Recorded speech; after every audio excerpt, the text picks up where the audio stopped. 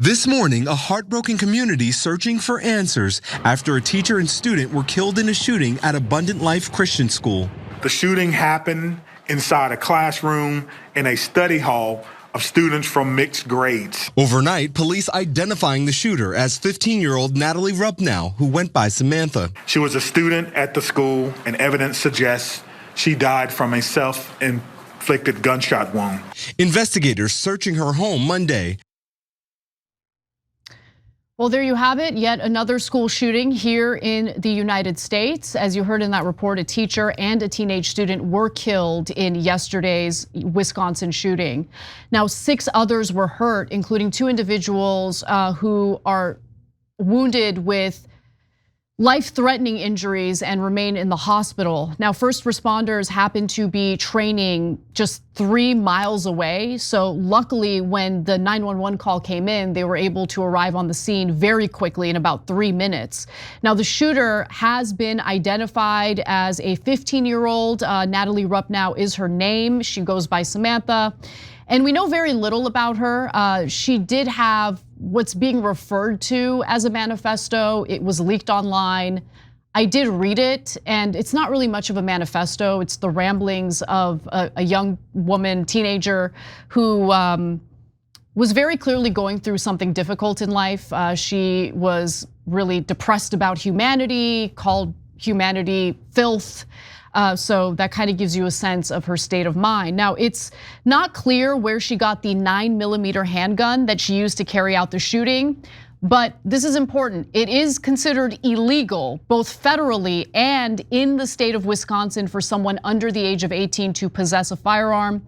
In August, her father posted photos of what appeared to be a teenage girl, presumably his daughter, shooting a shotgun at a local club. This is something that happens all across the country. You know, parents will go to a shooting range with their kids, or they'll go hunting with their kids. So it's not far-fetched for something like that to happen. But police say her parents are cooperating fully with the investigation. Now, as you also heard in that video, she died from a self-inflicted gunshot wound. And so far, we have very little information about her motive, but currently authorities are searching her home and are going through her social media looking for some clues in regard to that motive. And a law enforcement official familiar with the investigation says that the shooter planned the attack in advance. This was definitely premeditated. Few more details. The source indicated that information gathered by investigators suggests the shooter had been dealing with problems and expressed some of those in writings, which they are now reviewing. And here's what Madison Police Chief Sean Barnes said in a press conference today. Identifying a motive is our top priority. But at this time, it appears that the motive was a combination of factors. Again, we cannot share that information at this time because we do not want to jeopardize the investigation and those who are currently cooperating with us. We know a document has been widely shared on social media. At this time, we cannot verify its authenticity. We have detectives working today to determine where this document originated and who actually shared it online. Again, we are working to authenticate the documents that you see online that some are referring to as a manifesto. And as soon as we do that, we will let you know. Again, that was Madison Police Chief Sean Barnes. Go ahead, Cenk. Yeah, does anybody consider writing a manifesto without killing someone? We should probably put some thought behind that. Okay, so look, I know that it's a cultural thing for some Americans to take their kids out shooting when they're minors. Nevertheless, I think it's a terrible idea. Terrible. I think it's a terrible idea to have guns in the house when there's kids under 18. I know a lot of you don't agree and you think you're defending yourself, but I got a 14 and a 12-year-old. They shouldn't be anywhere near guns, and not for a long, long time. So they don't have the emotional maturity. That's why we don't let them drink beer for another 6 years after 15, right? But you think they have the emotional maturity to handle a shotgun and handle other guns? No, they don't. And remember, teenagers have massive mood swings. If in the middle of one of those mood swings there's a weapon around, that's a recipe for disaster.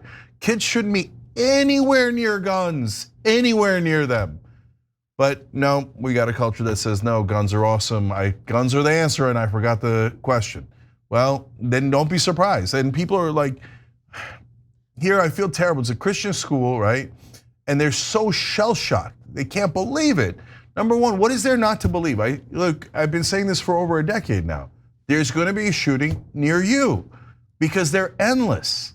So the mass shootings happen at more than one a day. That's 4 people getting shot in one shooting. There's been 554 school shootings in the last 11 years. So why are you still getting surprised? The local police department was preparing for a school shooting exercise when the school shooting happened.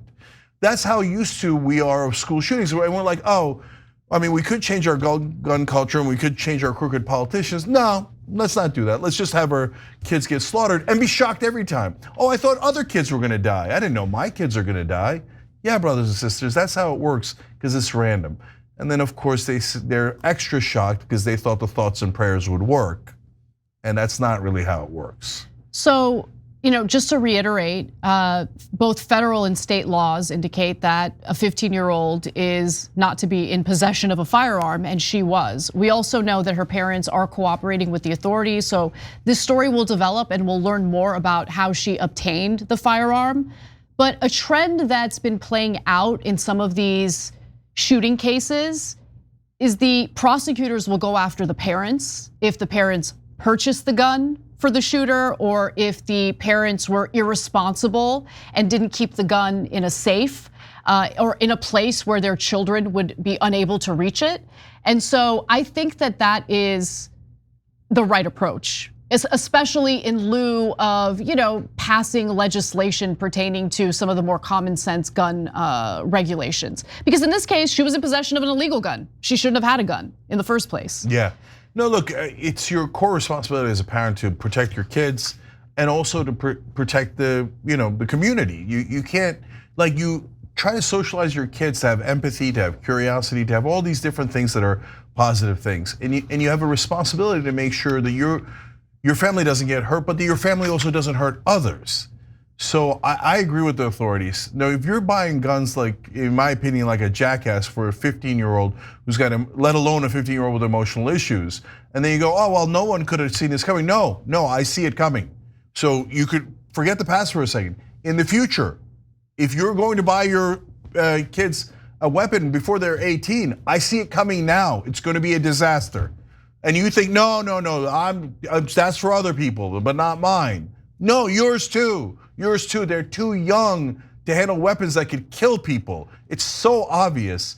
And if we weren't so blinded by our culture and our politics, you would know it was obvious. It's obviously the whole rest of the world. The rest of the world thinks we're absolutely nuts for how much we use guns, celebrate guns, how much we accept mass shootings, school shootings.